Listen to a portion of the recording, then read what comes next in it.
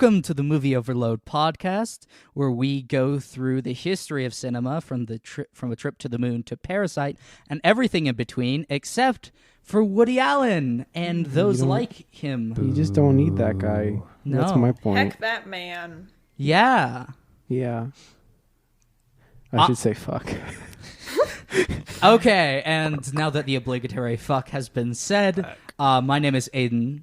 I am a co-host. I'm Hunter. I'm a person, I think, sometimes. Yeah. I'm Dot, but not as in like, the name or the nickname Dot, as in just like a dot. Like You're a butterfly egg. On a piece of paper, just a dot. Did you guys ever read those books about how butterfly eggs are the size of a period? No. Yeah.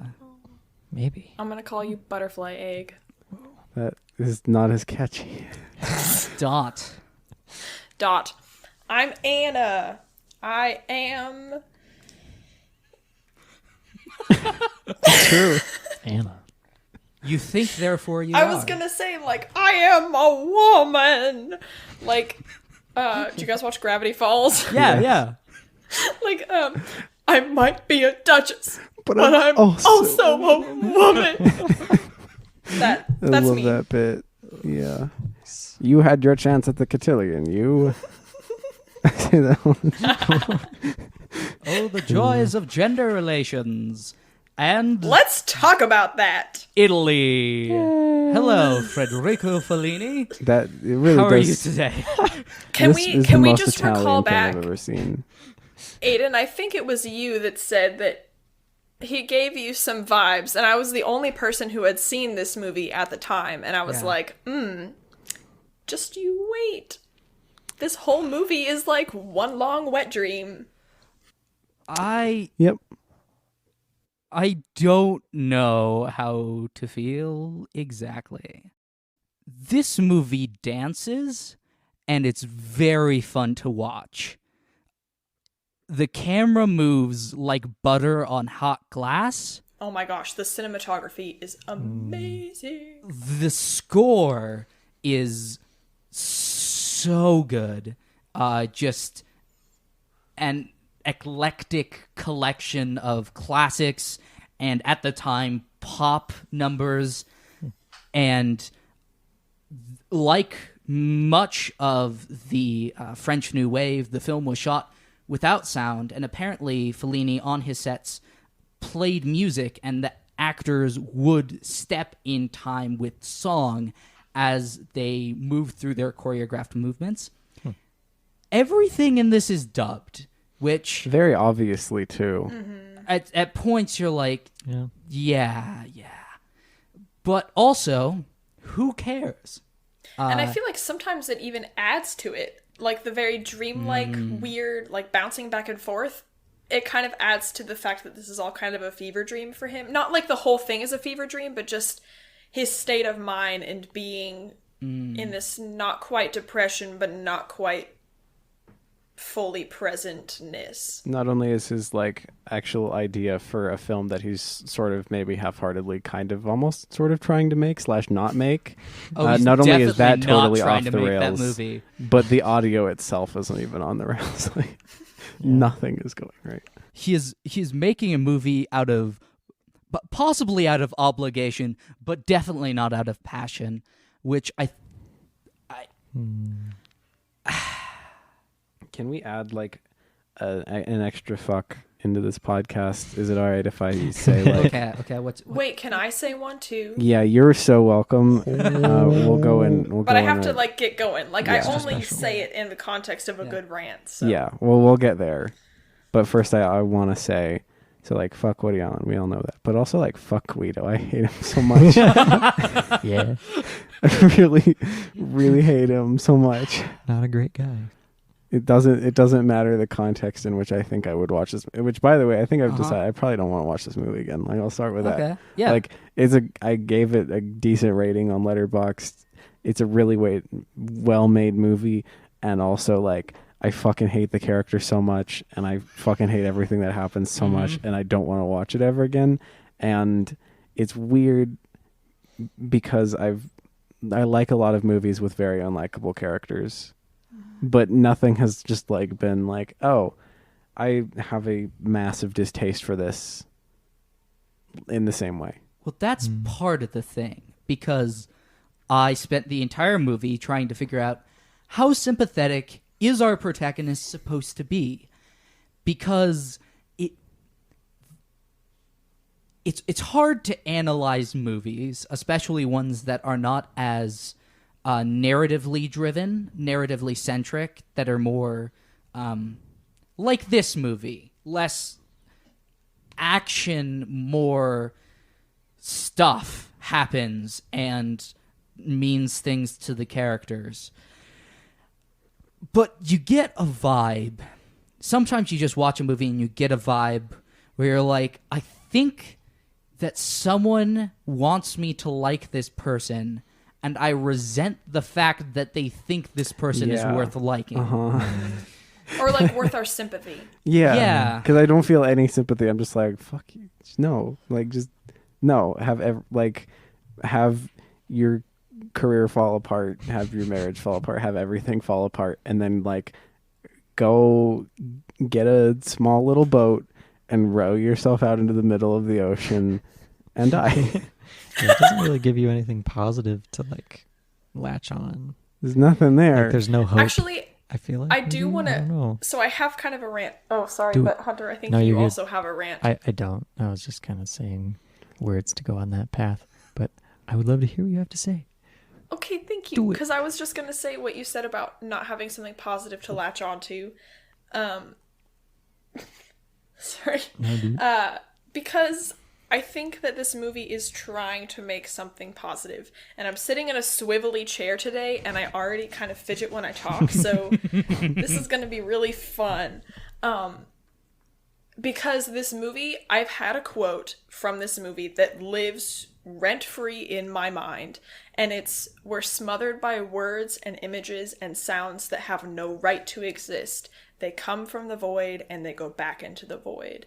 And it's right at the end, right before that weird, like, parade thing. Yeah.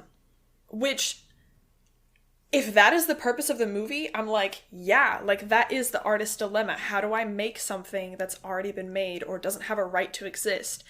And then on the other hand, I'm like, sir, we're smothered by words and images that don't have a right to exist. And you made this film that is full of misogyny and objectifying women? Like, let's talk about that. Why are you trying to tell a story that's about how we shouldn't lightly toss around words and lightly toss around the power of media, and then you create this? I just think that's rude. It's interesting. Yeah, I think that's what I said to you. Like, it's almost a tragedy how much mastery and creativity went into a fruitless exercise in misogyny and self-absorption. Right. Yeah.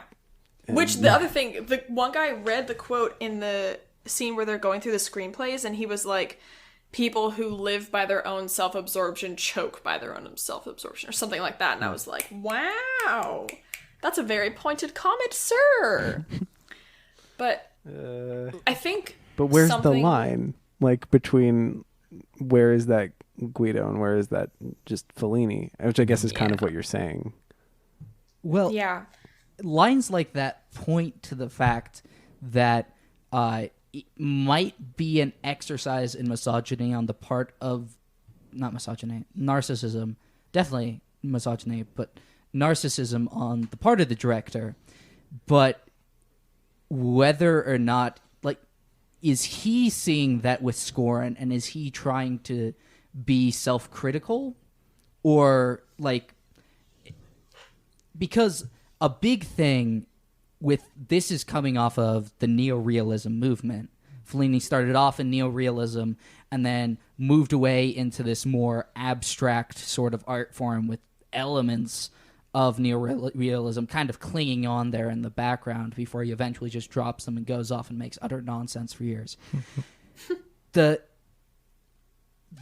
big thing, the thing that people, especially in the 60s, seemed to be, at least from what I've read, wanting to capture is truth. They're like, what is truth? And so this movie feels like it's trying to be honest. And in our postmodern age, I think we're at the point where we are ready to ask the question, is honesty and truth a wee bit overrated, because if you are being honest and you're like, no, so these are all of my feelings towards all of the women that have ever been in my life, because this movie is about making movies, but also about the male fantasy of women, which, I mean, in the history of Hollywood is kind of connected, and probably in the history of Italian cinema a bit. But, like, if this is what you're deciding to be honest about, cool, it's there now. What are we actually getting from this? We need to, like, examine and, like, kind of say, is the point of art to be true? Because if that is the case, what then? Like, what are we getting from that truth? Are we just proving that we exist, screaming into a void until it acknowledges us? Dang, that's a big thought. What is the purpose of art if we don't think that unconditional truth-telling is the purpose? One of the themes that I noticed this time through is the theme, and there's this book it's a great book. I've read half of it. Really enjoyed the half that I read. It's called You Are What You Love. And it is a theological book, but just kind of talking about, like, the things that we love shape us. I mean, that can be true about your favorite TV show, your favorite book, your favorite artist, music, whatever. And so that is what strikes me at the end, like how much of the end it's him looking at the people that he has loved, and that love him. But also, so I think that's really beautiful. Like, yeah, like we are made up, us as units are made up of the people that have poured into our lives and the things that have influenced us, and etc.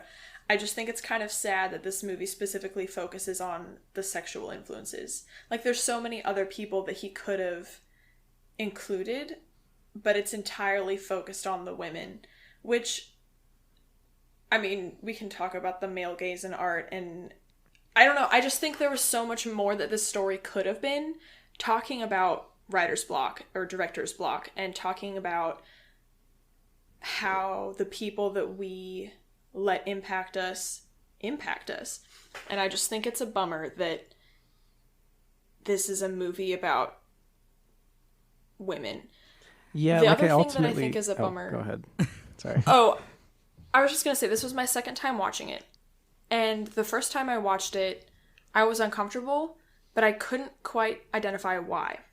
And I was the only girl in the group that I was watching it with, a bunch of dudes, and I'm just used to that, I guess. But I couldn't identify why I was uncomfortable. I just was. And the fact that it took me over a year of thinking about it and a second time watching it to realize just how misogynistic it was, I feel like is also kind of sad. That me, as a soon-to-be not teenage girl living in America, like, and I guess this is an Italian film, but just the fact that I'm almost, like, used to it. Like, I'm, like, I remember the first time I watched somebody's gaze travel down my body.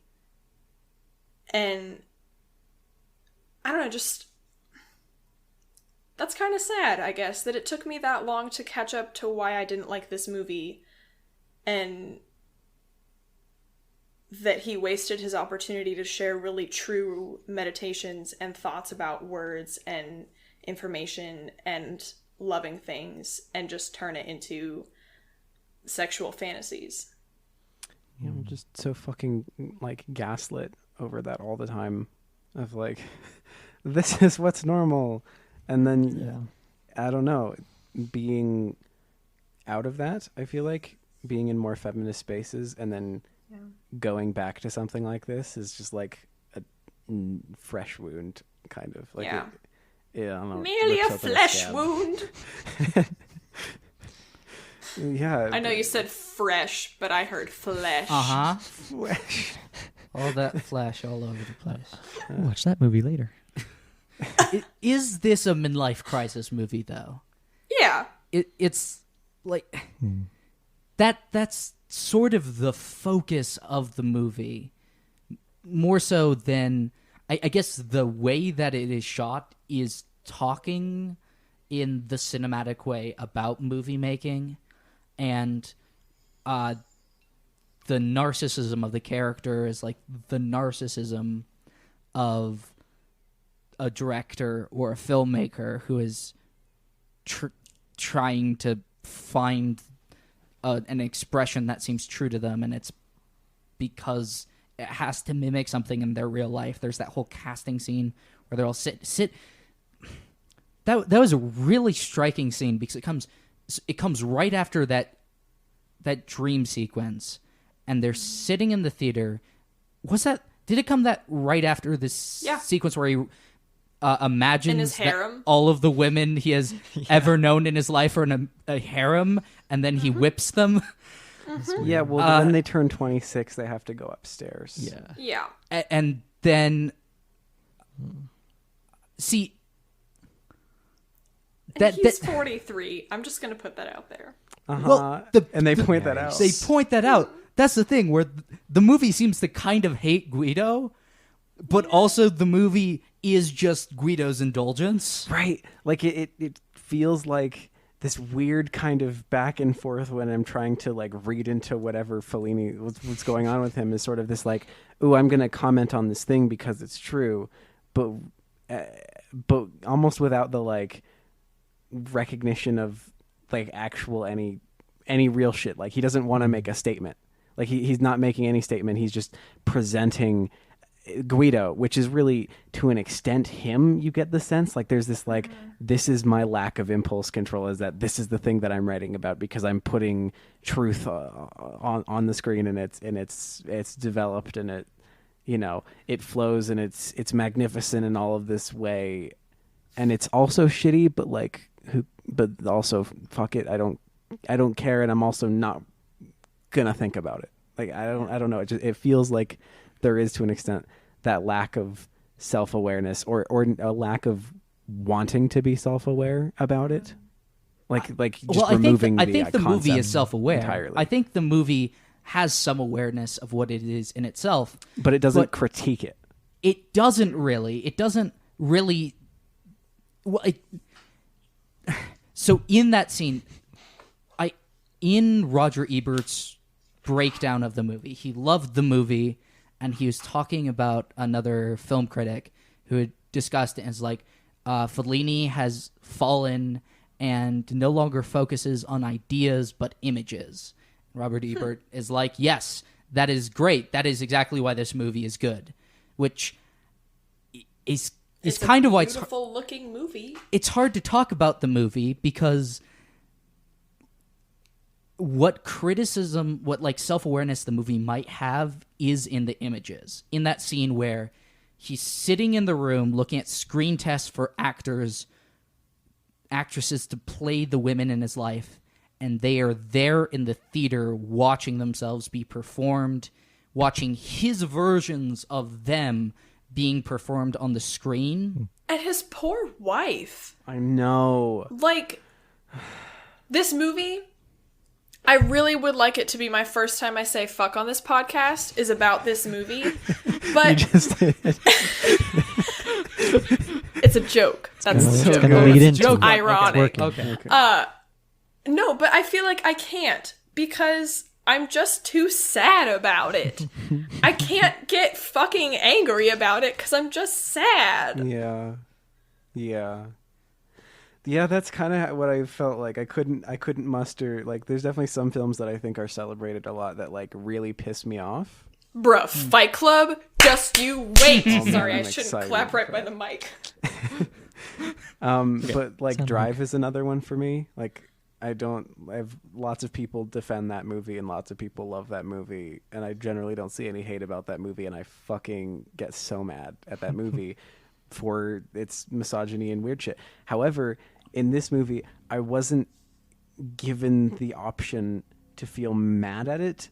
It was just like presenting, this is what it is, and that makes it so much worse. It's like demoralizing. Which I also feel like why it's harder. Like, it was harder for me to identify when I first saw it. that makes sense. It's not being like, ha, fuck women. All women are thoughts or something. It's just, this is what it is. It's painting this image of this is truth. This is women, and this is how we and look at aren't women. I such a great man because I Yeah. like all types of women, and also because I am man, and I hate it. And Yeah. but it doesn't present that in this like forthright. I guess that's the thing. It doesn't present the forthright like, this is the moral, or this is my opinion, or anything. It's just, sit with that. That's what you are. And if you're a woman, internalize this. And this is the image, and I don't give a shit about what it means. And I hate it. Yeah. I hate that. Well, what is Guido's realization at the end of the film? Because right before the big parade sequence with everything happening, he's sitting in the car with his writer, and his wife comes by, and it seems like he's trying to figure out why he's never been able to be completely satisfied with a single relationship. And then he seems to come to some sort of realization, and he's like, oh no, come back, you don't have to leave me, I figured it out. And what did he figure out? I don't know. What is he supposed to have figured out? But so if this all is in some way meant to be true, and you just are given truth with no system to organize it, you're just meant to sit there and think about it, is there like a way in which certain arts are only going to like work for some people, and we should all just be fine with that? We should all be fine with that thing. Hand. Sorry. I have thought. How many of you have watched Hannah Gatsby's Douglas? I think I have. Oh, I guess only 3 out of 4 of us. Me. Okay, it's incredible. I've To watched it, like, every of 3 our times. listeners, watch Nanette, then watch Douglas. You will bawl your eyes out, and you will feel like a changed person. It's amazing. But one of the things that she brings up in Douglas is Pablo Picasso. And talking about his contribution to the art world and cubism. That's how she's like, cubism. Cubism in the community. Anyway, thinking about his genuine contributions to art and the way that he changed the way we think about what good art is.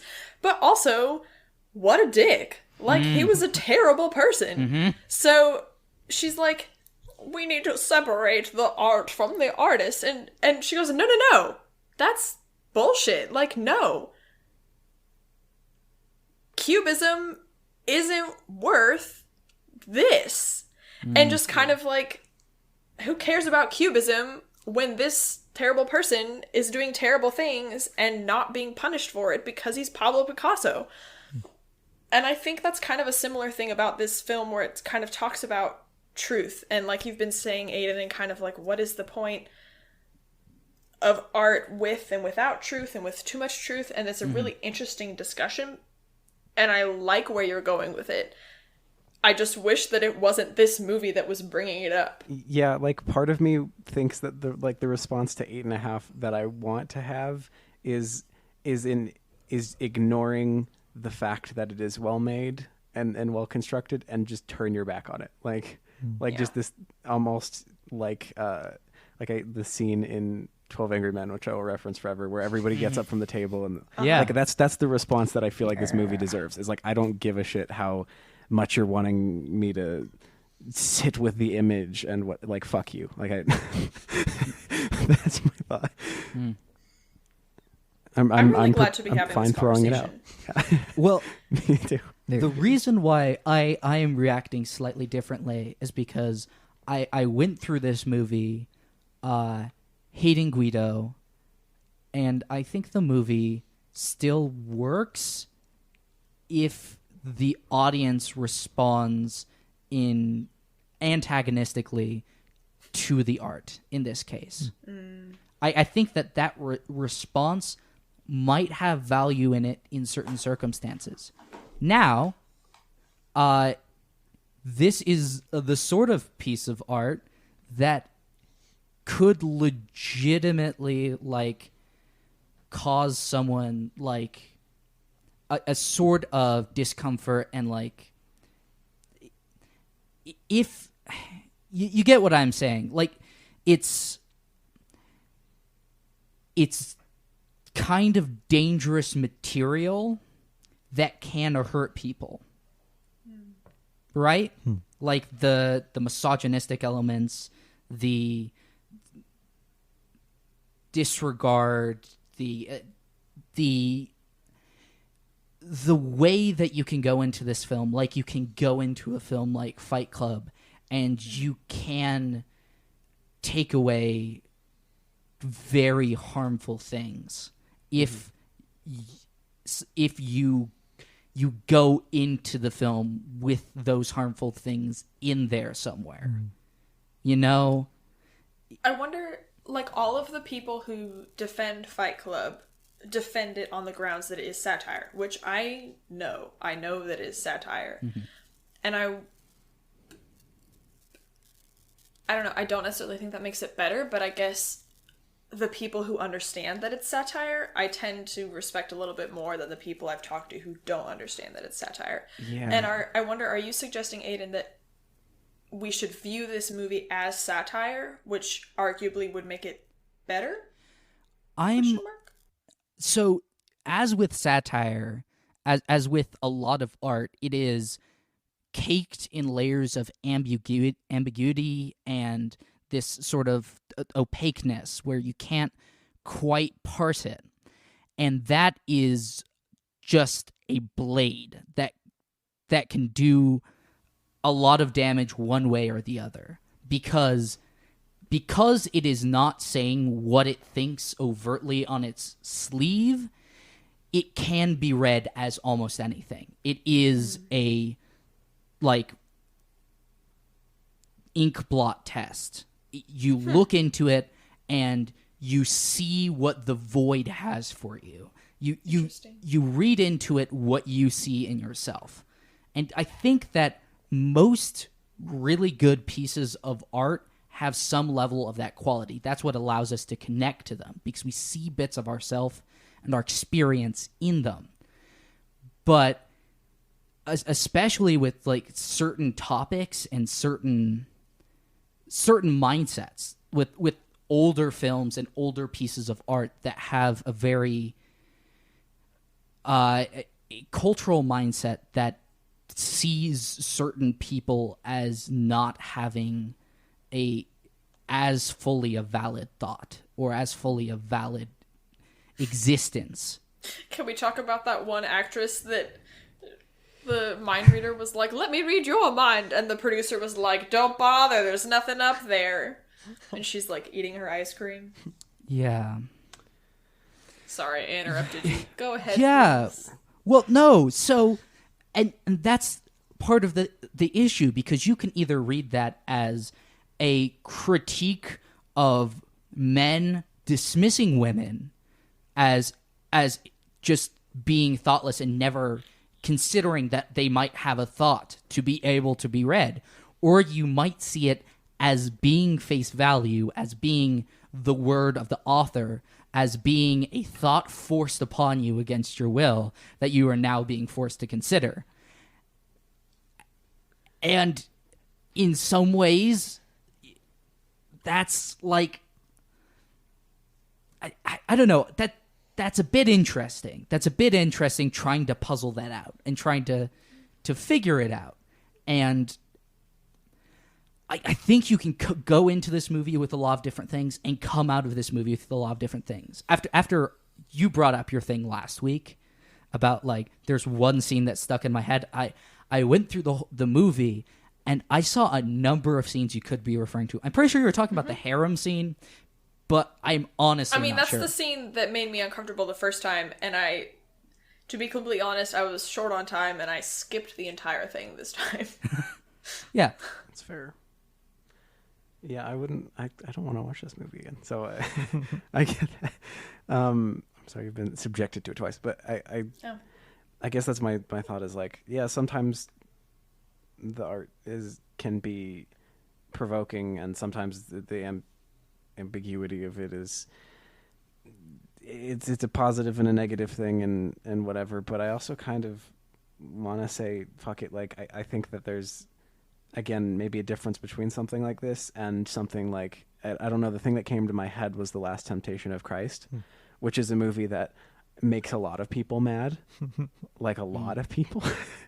Yeah. Because, you know, the ending is, well, essentially some like a demon kind of girl thing comes up to Jesus and is like, hey, guess what? God was like, nah, you're done. And so Jesus is like, oh, cool. And so he gets off the cross, and then he like goes and he like gets married and like lives out a full life, and then dies, and then realizes, oh shit, wait, that was wrong. I wasn't supposed to do that because I can't remember anything. It goes in a bunch of weird directions. It makes a lot of people mad because it's specifically playing on something, but that's kind of the point. It's not doing it entirely ambiguously because it's this sort of idea of like, I think it's pretentious cowardice essentially is my thought. Oof. Because you're able to be like, oh, but isn't this a fascinating idea that it's doing something both ways? It's making you think about, and it's like ultimately kind of, but it's also, I don't really want to say something. I just want to feel smart for making you think something or making you have to consider that. And I think that just annoys me. Yes. That's my take on Fellini. Well, yeah. So I totally get that argument, but also if you look at the other way, there are plenty of pieces of art that are definitely saying something, but I don't know how much value they actually have as pieces of art. If you know what I'm saying? Yeah. Like in some sense, I want to give movies that are well made and not just well made, movies that are beautiful, that I find beautiful. An excuse in the same way as like the Ralph Waldo Emerson quote from the Riadora, as eyes were made for seeing, so is beauty its own excuse for being. There is what exactly is beauty and what exactly we find to be beautiful is something kind of indefinable.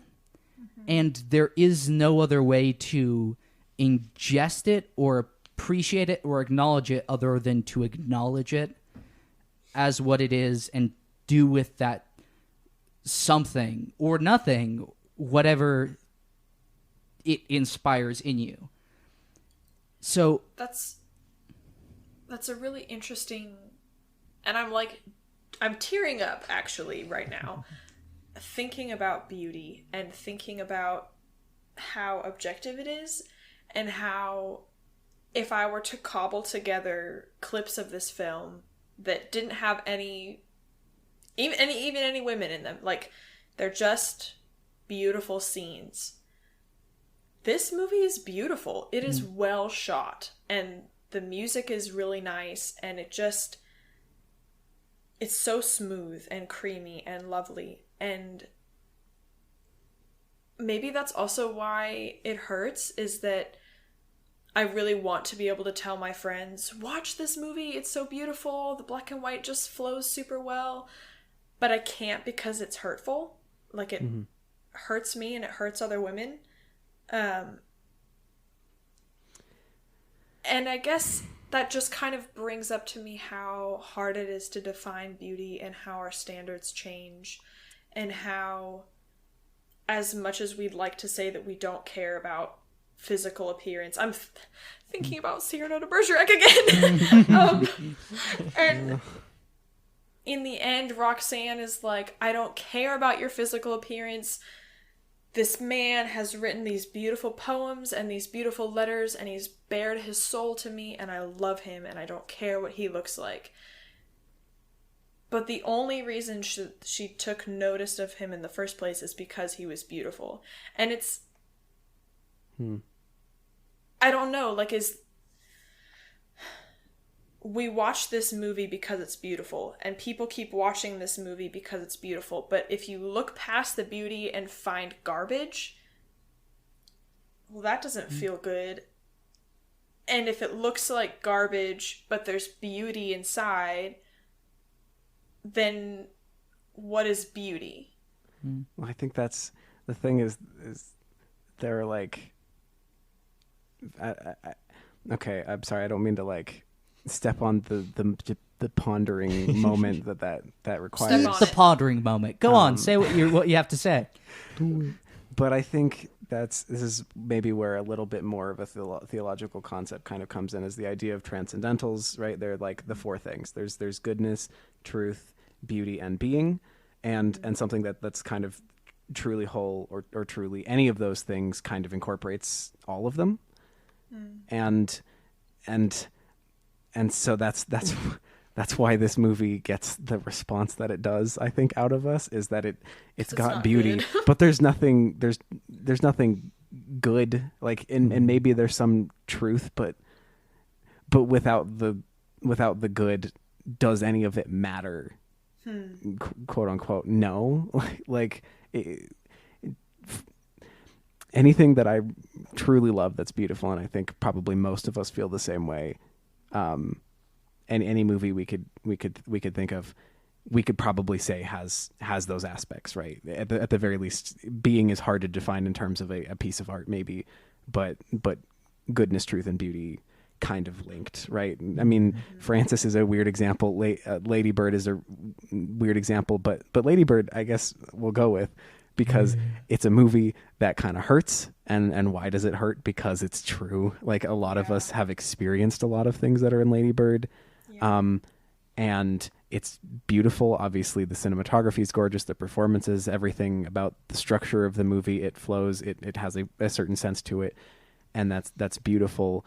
And it is also kind of saying something. It's something that you sit with, and something that you feel like you take something from that maybe informs the way that you live, and that's good. And if it was the same movie, but like it went a completely different direction and was entirely pointless and disgusting, I don't think any of the rest of the truth in Lady Bird or the beauty in Lady Bird would matter. It wouldn't be something that we're still talking about. And I think that's why this movie is frustrating, is because it feels like it does, like, it expressly tries to achieve what it's trying to achieve. It's trying to fully achieve beauty and truth, and just entirely neg on anything good. It feels like it's doing that explicitly and trying to force that to come through. Or it holds its two good things and is just like, we're gonna cover these in things that are not good, so you feel not guilty, but you can't fully take anything good out of this film because there's too much not. Right. And I understand a rejection of that as a principle of talking about art in this way, of combining these different things, right? Because I think a lot of culture and just a lot of the way that we work in general is like, you shouldn't try to define art, and you shouldn't try to say what is and what isn't and what matters and what doesn't, because a lot of things about the human experience are subjective and hard and complicated and whatever. And maybe somebody thinks there's something good in this movie. I don't know. But I also think that it's worth evaluating, like, to be frank, there's a lot of beauty. Like, I don't know that I think beauty is limited and defined. We only have this small little portion. Like, there's a lot of it. And somehow as humans, we're able to create things that are beautiful, and that's amazing. And that keeps happening. Right. So far it continues to happen.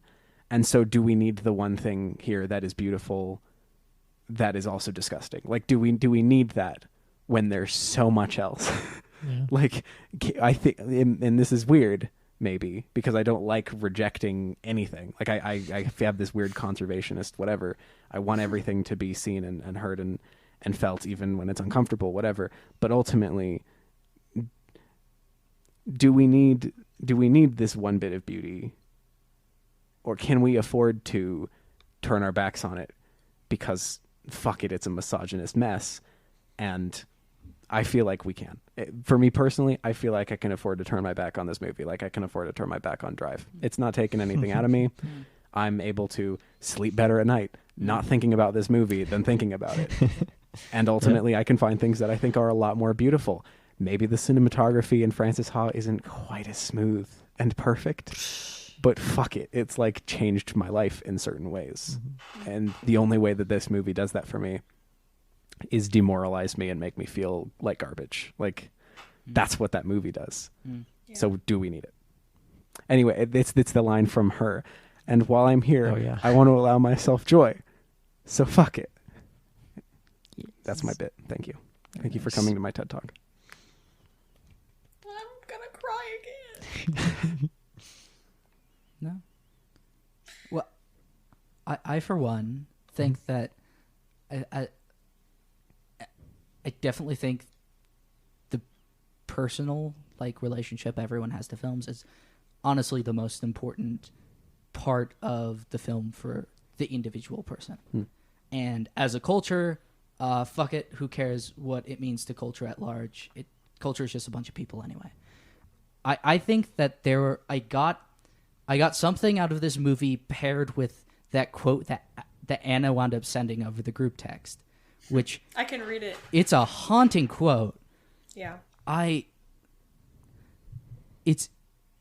It paired with this movie in a very surprising way that I was not expecting. Can I read it? Yeah, please. So this is from Margaret Atwood, The Robber Bride.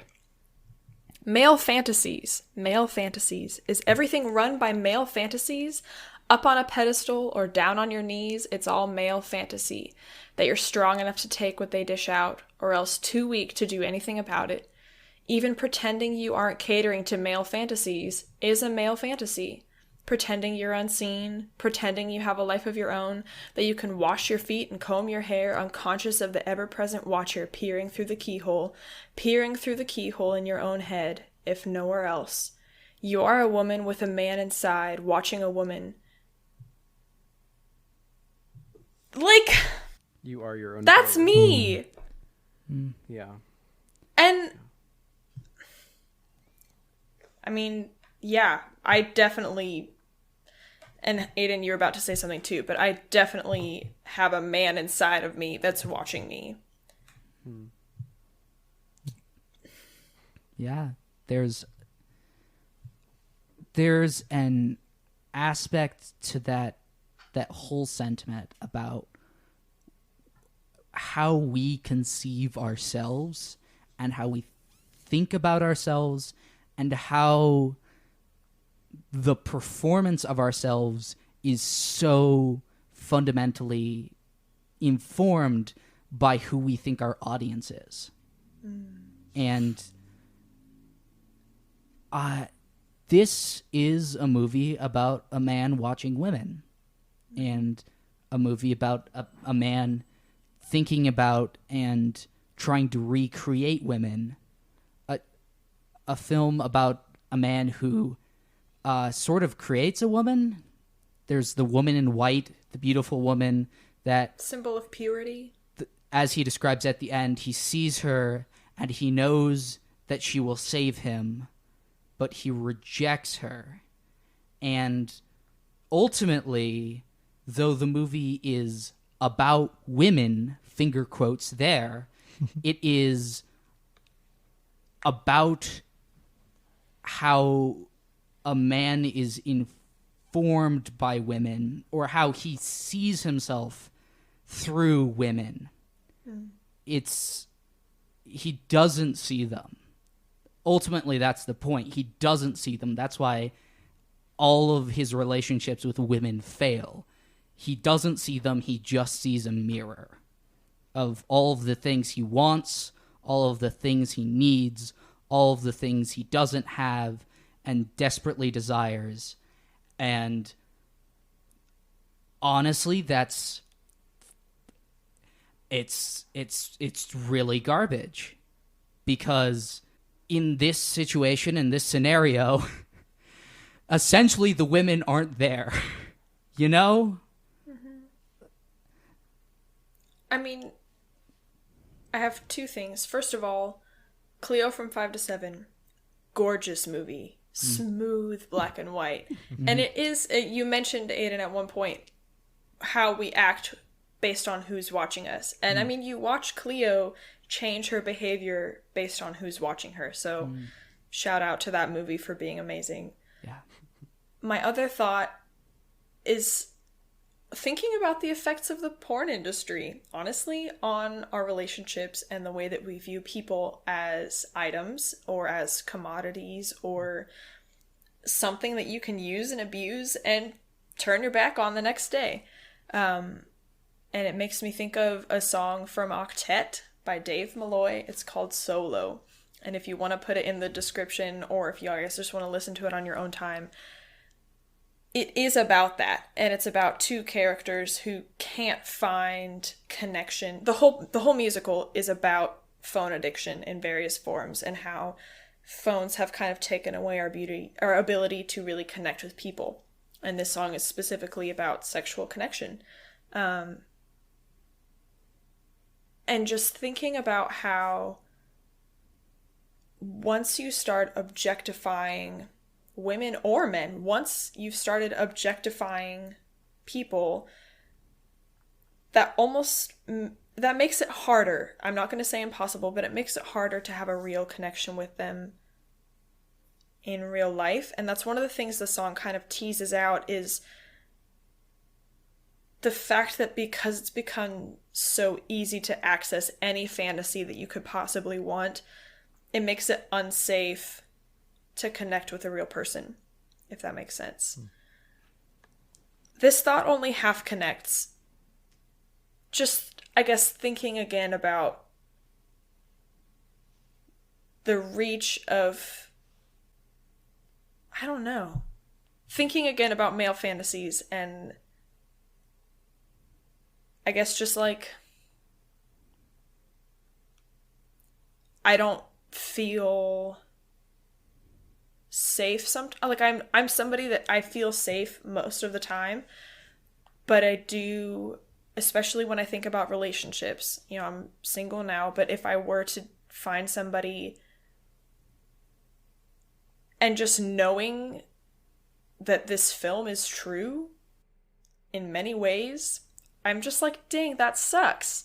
And it sucks that this is the world that we live in, where it's okay to do that and to think that. And I mean, like, Guido gets kind of teased for his affair and like ribbed by his friend, but nobody really thinks that it's wrong. That was a tangle of thoughts that didn't really have an end. Well, But Hunter gave me a thumbs up, so I well, feel yeah. better. Well, so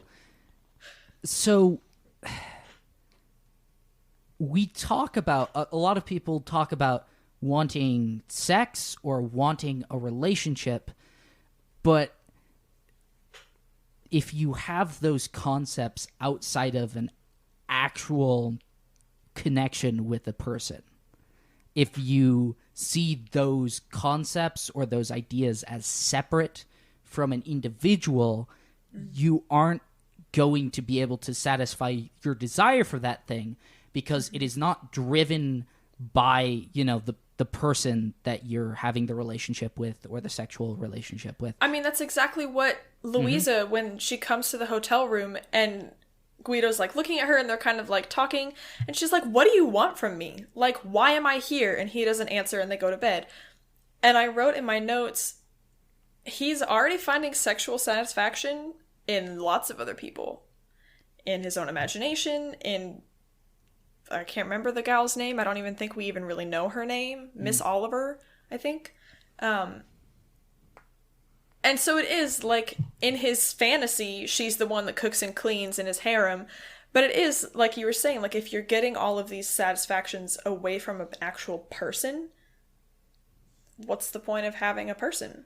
Yeah, well, and if you go into a romantic or sexual relationship wanting romance or sex, you aren't going to be able to fulfill that abstract concept. But if you go into a relationship with a person, you might be able to actually have a relationship with the person. You might be able to connect with the person. But there's an aspect. So there's this special directed by Jonathan Demme called it's a one-man show called Swimming to Cambodia by Spalding Gray. And there's just a line in it because it's about the filming of the movie The Killing Fields. And he's like, the camera eroticizes the space that it aims at. And a lot of, in introspection, a lot of what I think of the world around me is very much impacted by the thoughts and the assumptions that are within the media I have consumed, the cinema I have consumed. And I have, like, we think of the term eroticized or erotic in sexual terms, but in a general romantic conception of it, thinking of it as it is to make like an idol of a, like, it is a perfect concept of this thing that exists outside us that we see and we assume and we desire that thing. We desire the romance that is in the movies. We desire the partners, romantic or otherwise, that are in the movies. We desire a job. We desire a fulfilling friendship like we see in the movies or in the media that we consume. And because that is drawn from like this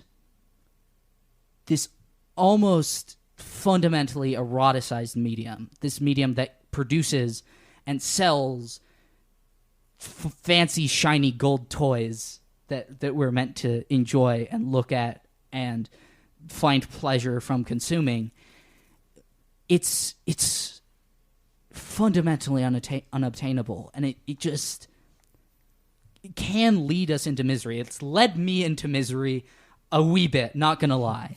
You know, how are we actually supposed to deal with that?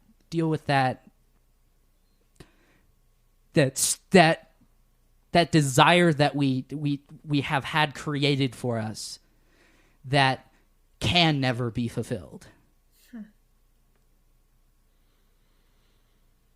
Oof. Could I drop a little oof there? I mean, I want to bring up the concept of like Sehnsucht, right? Because I feel like that has application, but it's also a very like, I don't know. It's like a concept that C.S. Lewis sort of writes about a lot. Like I think it has its place in Narnia and a lot of other places of just this like that's like an aspect of humanity as he sees it. Like just here it is the inconsolable longing. Like there's just that. Is that Sehnsucht? Yeah. Just that which we cannot really reach and attain. That's just the constant like emptiness of life that we all share. It's a feeling that we all have that we rarely put name to. Melancholy. Melancholy. But like the kind of melancholy that's like after you've swallowed the last bit of dark chocolate that's been melting in your mouth. It's more like and you just it's having that feeling, that sensation of dark chocolate there, and being like, but there's not more. Like it's there, and it in that flavor, that taste makes me want more of it, but in a way that actually eating more dark chocolate doesn't actually do anything about. Right. Like it's that feeling of, oh, you see a really beautiful sunset in a landscape and you want more, like you want to be part of it somehow. Like you want some sort of participation in that. And what is there? Like then the sunset ends and you've seen the pretty thing and me look back at the picture and it makes you sad. It doesn't make you like super like happy and it doesn't feel fulfilling. You look at it and you're sad. You're like, there's something more. There's what is that? Mm-hmm. And that's I kind of love that feeling. It's a bittersweet thing. It's not entirely negative. That's why we like, to an extent, it's why we like beauty, but that's it's that there's it kind of creates a little bit more. We're forced to recognize that there's a desire for something more, essentially.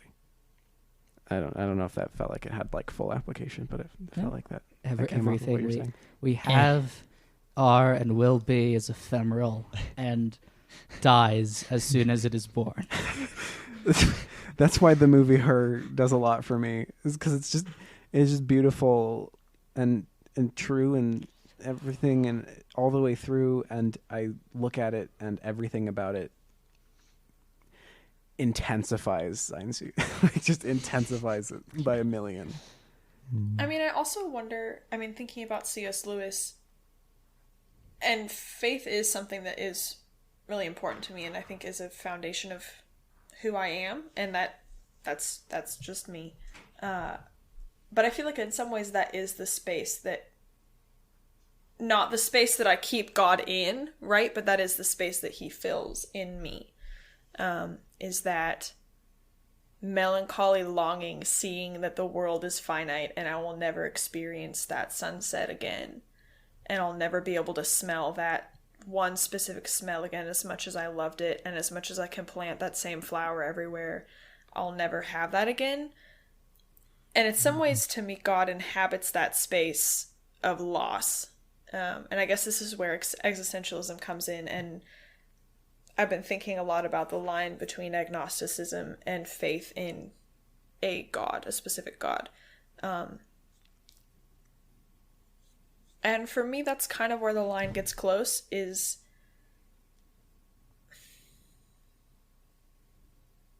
I lost my line. Yeah. I guess just that's where God, I feel close to God in that melancholy, I guess. Yeah, well, I think that's where Lewis comes at it from, is the idea of, that's it's part of the, like, the not yet, I guess, portion of our existence, right? And I think maybe that's part of the line in agnosticism and faith to an extent is maybe partly the interpretation of that sign suit, right? Like, whether or not it's this is sort of this God is in this place, or the fact that I feel this means that God is not a satisfying answer, or that there is further questioning. Maybe, I don't know. I don't know if everybody would agree with that, but I feel like that interpretation of that inconsolable longing matters to that. Interesting how we get there from 8.5, but fascinating. I feel like this is kind of appropriate, though, in the way that, like, we were kind of dismissing the movie in a way, and they were just like, let's talk about other things. Yeah. Cooler things. Or maybe this movie is that gap. Guido it's so refuses beautiful, but it's to so bad. Have any kind of actual idea or thought. He refuses to answer any question throughout the movie, and he remains just permanently a void to an extent. And the only things that we see in that void are in kind of being his head and seeing things that are shitty. But when people try to get him to answer a question, when anybody's trying to get anything out of him, he's a void. And so how do we respond to that other than by talking about things that actually matter? If anything, it's just a return to innocence. Like, the last thing you see on screen is his child self at the parade after everyone else has left. And he's leading, like, a parade of clowns, like a line of, like, clowns. And it's just a spotlight, and then you have that ring against the monolith of the big set piece of the film that was never made, built on sand that is being torn down. Symbolism. And it's just, he is innocent now, I guess. He is, maybe, he's just given up and said, fuck it, I don't care anymore, I guess. The recognition that he's full of shit is better than remaining silent for fear of saying that or communicating that, I guess. Because the entire time you look at his face and he looks sort of like forlorn and lost, and instead of me feeling sympathy throughout the movie, I'm saying, no, like, you actually have things to do. You have people expecting things, and the things that you're doing also have an effect on other people. And so no, I don't feel sympathy for the fact that you feel all alone and lost, because there's no way that you can convince people that there's something going on in your head that isn't going on there. So I don't know. maybe the like I'm going back to being a child now is, I don't. Part of me, I feel a little vindictive, and part of me is like, good. I hope that's slightly demoralizing for you. Like, go back to hope Catholic you school, suffer. kneel on some gravel. right. Lots of thoughts. Yeah. What a film, in a way. I don't want to watch it again. And part of me is frustrated. I mean, I obviously I've been expressing frustration throughout this entire experience, but thinking about the fact that this is something that I've seen so celebrated and talked about without knowing anything about it, but heard it talked about a lot, feels like, to an extent, is it really just that we will sort of celebrate anything as long as it like fulfills a few specific criteria? Like, if it's garbage but it does something interesting, are we going to celebrate it? Is that what Drive is? Or again, is it that people are somehow seeing something different? I wonder if people find something in Drive that I did not find in that movie, but the fact that the action is done well and that it's Ryan Gosling doesn't change. The people I've heard who I've heard who like Drive all go in with the Fight Club thing, where they're like, it's trying to draw attention to how terrible toxic masculinity is by turning up to 11 and letting you bask in its disgustingness. Fuck you. How can you abide with this? But also, if you can completely read it as earnest and honest in its seemingly forthright thought. And I've seen so many people celebrate it in that lens. I've seen people celebrate that on any end of ideological spectrum, of gender spectrum, anything. Like I've seen everybody celebrate it for the opposite of just, isn't it cool? It's fucking cool, and that's it too. So it's like, but also I think knowing anything about Nicholas Winding Refn, you just kind of naturally want to be a little bit more like, I don't know, suspicious of that. Maybe that's just me personally, but I don't know. Like, is there an extent to which everybody's just these kinds of directors are pulling a Woody Allen of like, oh, look at how interesting, how deep, how fascinating I am in my shittiness, in my just being a piece of shit. But you can't so look away. brave It's so up this shit. Artistic. Look at the way that I spread shit on the wall is so much more fascinating than the way anybody else does it. So you can't look away. I can hit the bullseye when I throw the poop. Exactly. Oh, well done. Still just poop on the wall, bro. Exactly. At the end of the day, that's what it is. And that actually brings me to why this when I was watching this movie, I couldn't stop once again thinking about Orson Welles. I don't know. Maybe there's something relevant that we do whenever we mention Orson Welles or something. French. But this is a guy that actually talked about a lot of similar, like, people talk about 8.5 like this is the best movie ever made about making a movie. And I think now we can probably say that there are maybe 2 movies that deal with a similar kind of, at least the challenge of directing that probably compete with and top that. And I would say one of them is Synecdoche, New York. I feel like Synecdoche, New York does so much that 8.5 does, but in a way that is interesting and says something and feels a value. Absurdism, baby. It's so good. Better than that. Good realism. thing. Yeah. And then The Other Side of the Wind.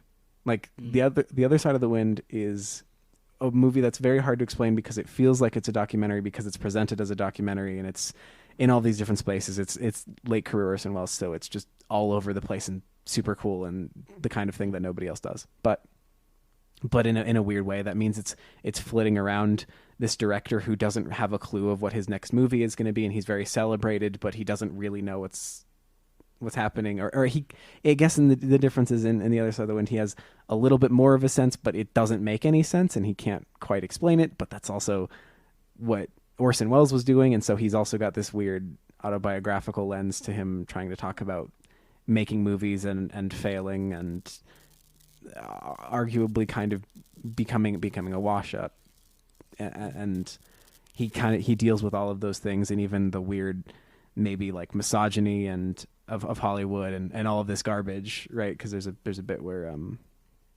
the director guy says God must be a woman because I can't remember what it is, but then something very misogynist about women and the world sucks and therefore God must be a woman, and it deals with all those things. Can't drive. Yeah, exactly.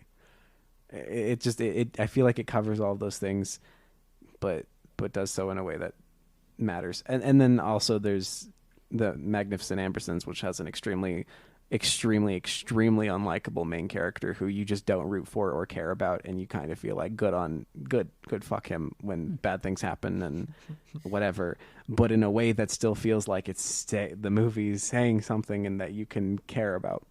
Anyway, so what I'm saying is I don't need 8.5 because I have Orson Welles. Fantastic. Yeah. Thank you, Dot, for putting a period at the end of our conversation. Yeah. Wow. Hunter, do you have a quote for us? I do. Yeah. Thanks, IMDb. Oh. Do we want to do an ending spiel before You you might want to do an ending spiel Okay. first. Thank you for listening to the podcast that ends at the time that we end it, because we got to do other shit. Yeah. So if you want to follow That other us shit on in the this things, case is being depressed. exactly. Yeah. Yeah, we got. I'm going okay, to it's fine. Poetry Club. If We you had- want our We had good times in the socials, middle. We did. Yes. We got Surreal. movieoverloadpod.com. That's got Yeah. most of our stuff. Our Everything. patreon.com/movieoverload, I assume. And actually here to thank our boy. We can just give a round of applause for Thanks. our boy, our permanent friend, our Silas. Thanks. If you would like to buy our friendship, please Please do so. consider. You can be a friend of the pod as labeled on Patreon. You can hear us be massively confused over movies a lot. A Most lot of the more. Anyway, that's the thing. Thanks. And we tend to say things at the end of our podcast that Hunter finds things to say. A crisis of inspiration? What if it's not just temporary, my dear friend? What if it's the final downfall of a big fat no talent imposter?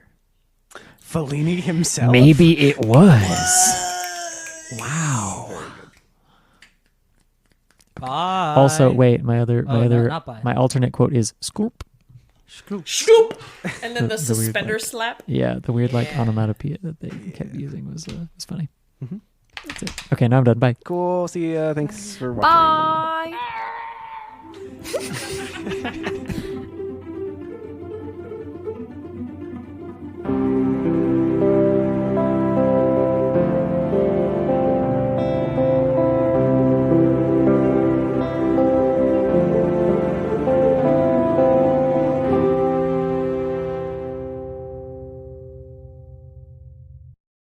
Okay, I'm ending my recording. Yes. Boop.